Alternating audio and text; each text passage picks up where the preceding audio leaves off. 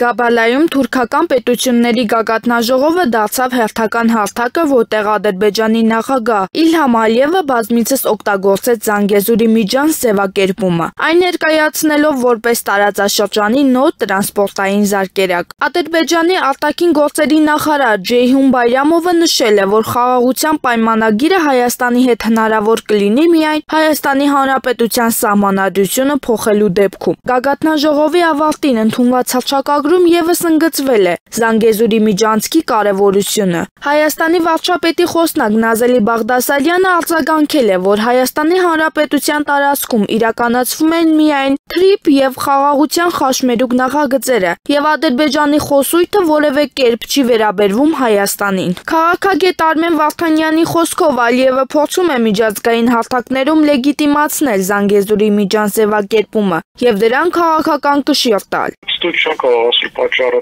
բայց մի քանի տարբերակ կա։ Կամ փորձում է Հայաստանի վրա հոգեբանորեն ազդել, կամ ներքին լսարանի Ալիևը փորձում է ներքին լսարանին համոզել, որ ինքը ասել է իր նպատակին, որովհետև երկար ժամանակ ինքը ասում էր, որ մենք մեր ուզած պայմաններով ուզած ձևով ստանալու ենք այդ միջանցքը։ Հիմա ճանապարհների ապաշրջապատման մասին պայմանավորվածություն է դրվել, բայց միջանցք այնպես ինչպես որ ուզում էր Ադրբեջանը եւ Ռուսաստանը չի եղել։ Եվ հիմա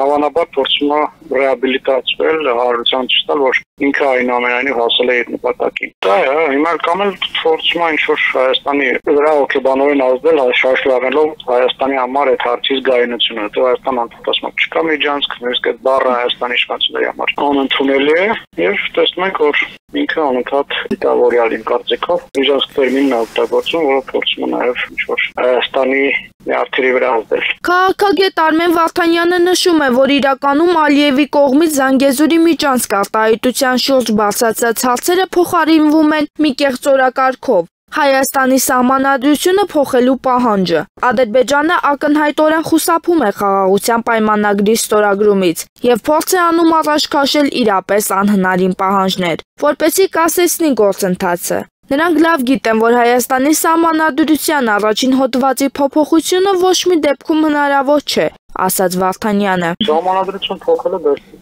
բարդ գործընթաց է։ Ես վստահ չեմ, որ Հայաստանի ժողովուրդը կողմ կգրկի այդ հանրաքվեին սահմանադրական փոփոխությունների հանրաքվեին։ Եվ իրենք էլ դա շատ լավ գիտակցում են։ Բազմաթիվ միջազգային ինչպես փորձագետներ, սահմանադրագետներ, երկրորեն էքսպերտիզա են, փորձակնության ընթացքում Հայաստանի սահմանադրությունը եւ եկել են եզրակացության, որ Հայաստանի սահմանադրության առաջին հոդվածը բացարձակապես խոչընդոտ չէ խաղաղության պայմանագրի ստորագրման համար։ Հիմա իրենց ամբողջ, այսպես խաղաթուղթ ասեմ կամ իրենց ամբողջ պիշկեն ասեմ այն է, որ իրենք վստահ են, որ Հայաստանի ժողովուրդը չկողմ չի քվեարկել այդ սահմանադրության փոփոխություններին եւ գործընթացը կտորպեդարվի։ Այլապես այդպիսի կեղծ որակարգ չէր բերի բանակցությունների դաշտ Ալիևը, այդ սիրուն կգնար, այլ հանգիստ կգնար եւ կստորագրեր խաղաղության պայմանագրի։ Ակնհայտ է, որ դա կեղծ որակարգ է, որի նպատակն է տորպեդարել գործընթացը։